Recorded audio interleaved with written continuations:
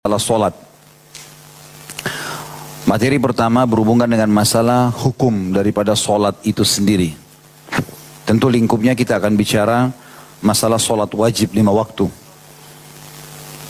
Hukum solat di sini adalah satu kewajiban dari Allah bagi setiap mukmin, di mana Allah Subhanahu wa taala telah memerintahkannya dalam sejumlah firman-Nya yang termaktub dalam Al-Qur'an. Di antaranya dalam surah An-Nisa ayat 103. A'udzu billahi minasyaitonir rajim.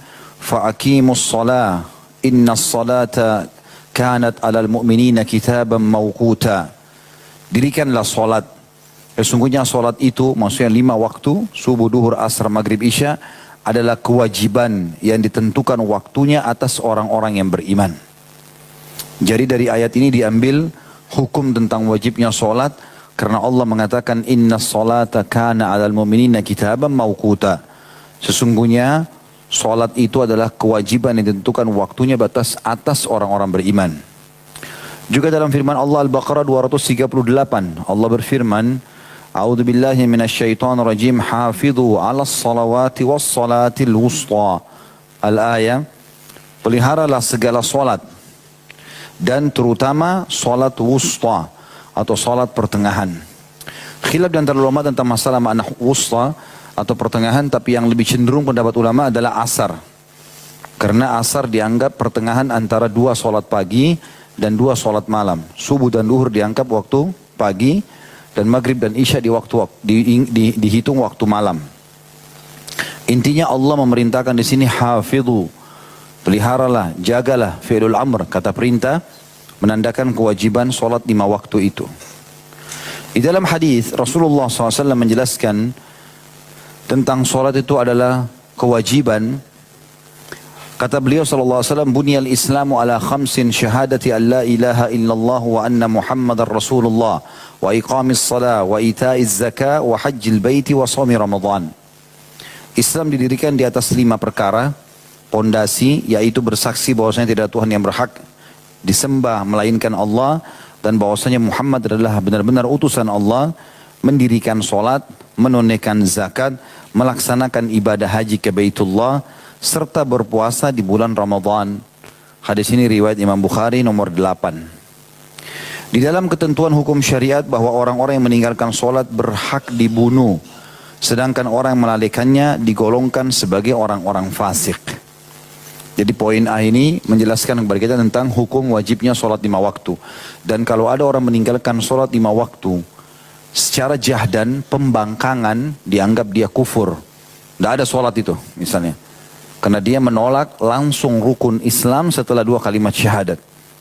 Dan ini memang urutannya. Artinya setelah syahadat maka sholat yang paling harus dilakukan. Kalau ada orang lahir dalam keadaan Islam, berarti yang paling prioritas dia harus belajar pertama sholat. Jadi nggak ada opsi lain. Dan kata para ulama rahimahumullah, satu-satunya ibadah yang Allah Azza wa Jal memerintahkan Nabinya Muhammad SAW menerima di langit hanya solat. Yang lainnya di bumi. Baik itu jihad, bakti sama orang tua, zakat, semuanya di bumi.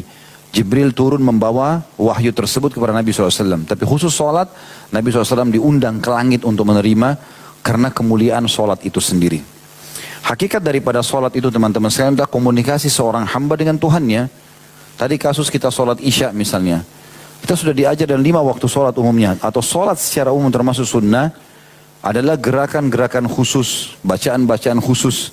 Kalau kita renungi gerakan-gerakan dan bacaan tersebut, kita akan faham ini adalah gerakan dan bacaan ketundukan.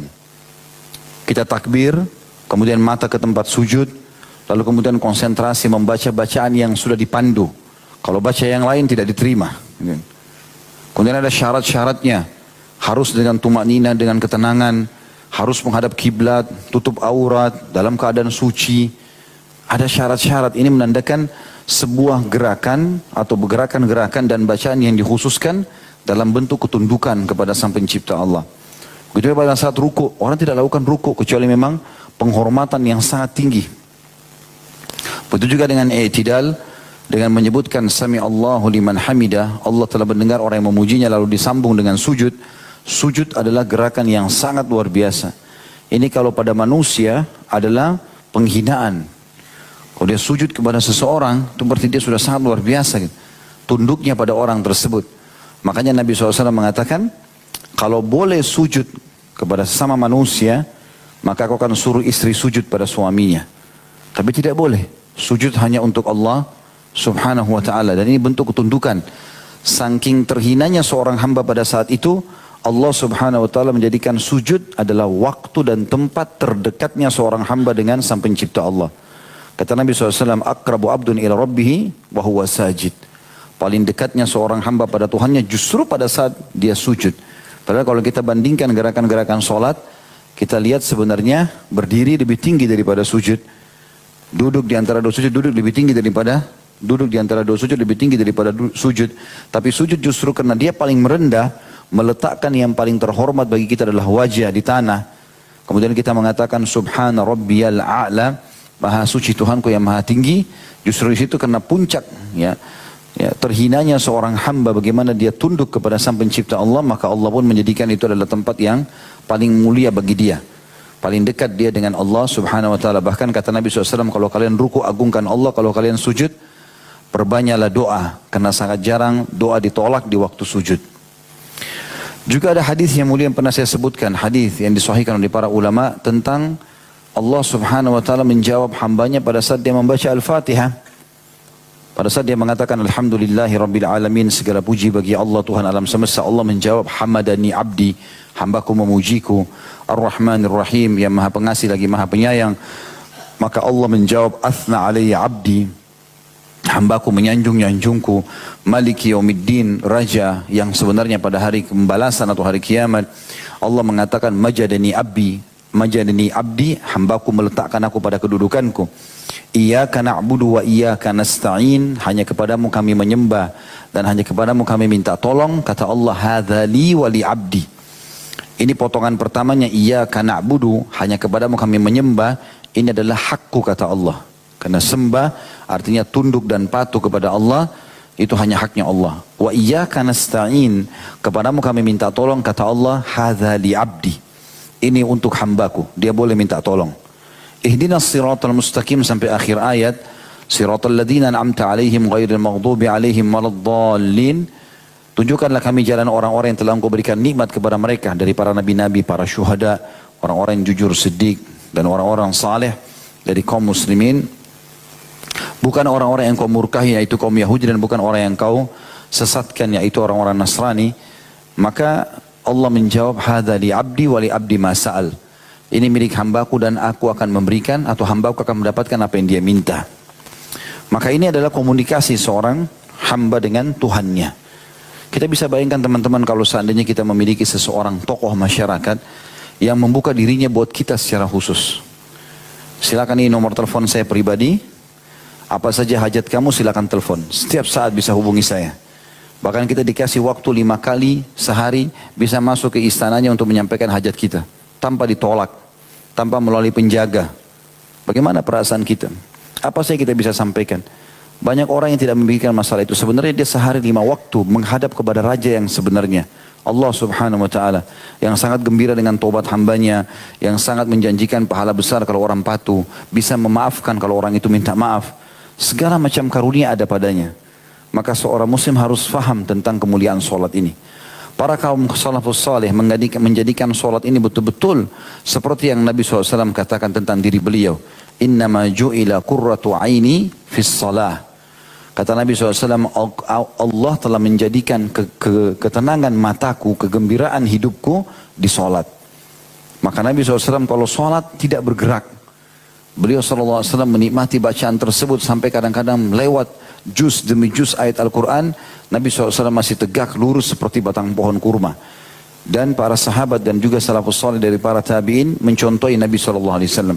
Sampai seseorang di antara mereka kalau lagi sholat, selalu ada gambaran mengatakan mereka sholat kalau sudah khusyuk seperti batang kurma yang sangat kokoh.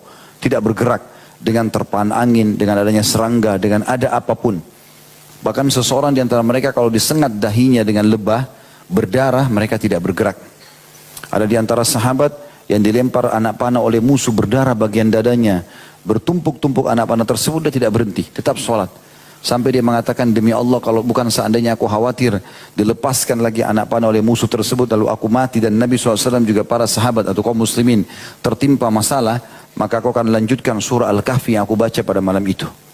Ada di antara mereka yang menghadapi kebakaran tidak bergerak karena dia lagi sholat. Dia merasa lebih khusyuk, ya, lebih konsentrasi dibandingkan hanya sekedar kebakaran saja. Dan sekian banyak hal yang memang telah difahami oleh para kaum salafus saleh. Jadi sholat bukan hanya sekedar gerakan biasa, bukan hanya sekedar store kewajiban, tapi seseorang betul-betul mengetahui dia sedang komunikasi dengan Sang Pencipta Allah Subhanahu wa ta'ala. Oleh karena itu orang yang sengaja meninggalkan sholat secara jahdan, bangkang, maka hukumnya kufur. Ya, kata Nabi SAW, al-ahdu alladhi baina bainahum tarkus sholat, faman taraka faqad kafar. Perbedaan dasar antara kami dengan orang-orang kafir adalah sholat. Siapa yang meninggalkannya dia telah kufur. Kalau orang meninggalkannya lalai, takasulan, malas-malasan, kapan ada kesempatan sholat, maka ini hukumnya ditazir, diberikan peringatan keras. Kalau dia tidak mau juga, maka hukumnya dipenggal. Ini luar biasa. Kalau hukum Allah subhanahu wa ta'ala sedang diterapkan di satu negara, mestinya seperti itu. Jadi bukan lagi dibiarkan masjid, dikumandangkan azan, lalu ada orang di sebelah masjid tidak sholat. Memang sangat tegas tentang masalah itu ya. Hikmah sholat, poin B-nya, di antara hikmah disyariatkan sholat adalah untuk mensucikan jiwa dan menyebabkan seorang hamba merasa senang bermunajat kepada Allah di dunia dan berdekatan dengannya di akhirat. Sholat juga dapat menghindarkan pelakunya dari perbuatan keji dan mungkar. Kalau dikerjakan teman-teman uduk yang benar, bacaan yang benar, gerakan yang benar, berusaha konsentrasi, sholat itu akan menjadi tameng. Setelah sholat jadi nggak mau berbuat dosa. Tertameng dengan sangat kuat. Sebagaimana Allah ingatkan dalam surah Al-Ankabut ayat 45. A'udzu billahi minasyaitonir rajim wa aqimis shalah innas salata tanha 'anil fahsya'i wal munkar. Selalulah dirikan salat itu.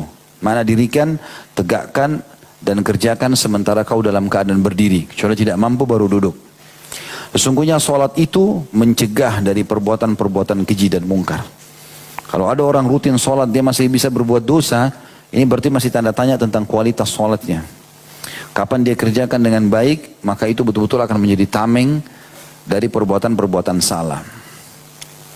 Seperti biasa, setiap ibadah pasti akan ada keutamaannya.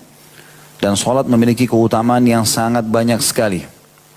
Kata Syekh Abu Bakar rahimahullah di poin C-nya tentang masalah keutamaan salat, dalam menjelaskan keutamaan salat serta keagungannya, cukuplah dengan membaca sejumlah hadis Nabi SAW berikut ini, kata beliau. Yang pertama adalah hadis yang diriwayatkan Tirmidzi nomor 2616. Kata Nabi SAW, Ra'sul amril Islam wa amuduhu shalah wa dhirwatu sanamihil jihadu fi sabilillah. Pokok urusan agama adalah Islam. Semua perjuangan tertuju kepada penerapan Islam. Dan tiang utamanya Islam dianggap itu Muslim, salat. Dan puncak daripada penilaian orang itu Muslim atau tidak adalah jihad di jalan Allah. Kapan dipanggil berperang membela agama Allah, dia siap. Itu puncaknya daripada agama Islam. Juga sabda Nabi SAW dalam hadis yang diriwayatkan Imam Muslim nomor 82 dengan sanad sahih tentunya. Kata Nabi SAW, bainar rajuli wa bainar kufri tarkus salah. Pembeda antara seseorang dengan kekufuran adalah meninggalkan salat. Juga sabda Rasulullah SAW dalam hadis Bukhari nomor 25 dan Imam Muslim nomor 22. Kata Nabi SAW, umirtu an uqatilan nasa hatta yashhadu an la ilaha illallah wa anna Muhammad Rasulullah wa yuqimu salata wa yu'tu zakah fa in fa'alu dhalika asamu minni dima'ahum wa amwalahum illa bihaqqil Islam wa hisabuhum 'ala Allah azza wa jalla. Aku diperintahkan memerangi orang-orang hingga mereka bersaksi bahwasanya tidak ada Tuhan yang berhak disembah melainkan Allah dan bahwasanya Muhammad itu adalah utusan Allah. Setelah mereka syahadat, mendirikan salat, ini saksi bahasan kita, menunaikan zakat. Jika mereka melakukan itu, maka mereka telah melindungi darah dan harta mereka dariku, kecuali yang berkaitan dengan hak Islam, dan hisab perhitungan mereka diserahkan kepada Allah subhanahu wa ta'ala. Juga sabda Nabi SAW, waktu ditanya mengenai amal apa yang paling utama, paling besar pahalanya. Hadis riwayat Muslim nomor 85. Kata Nabi SAW, as-salatu liwaktiha. Salat pada waktunya. Nah. Juga sabda Rasulullah SAW, "Mathalus salawatil khamsi kamathali nahrin adhbin ghamrin bibabi ahadikum yaktahimu fihi kulla yawmin khamsa marrat. Fama tarawna dhalika yubki min daranih." Qalu la syai'. Qala fa inna salawatil khamsa tudhibu dhunuba kama yudhibul ma'ud daran. Perumpamaan solat yang 5 waktu seperti sebuah sungai yang airnya tawar dan berlimpah yang melintas di depan pintu rumah salah seorang di antara kalian, di mana ia mandi dalamnya setiap hari sebanyak 5 kali. Maka apakah menurut kalian masih ada kotoran yang tersisa padanya?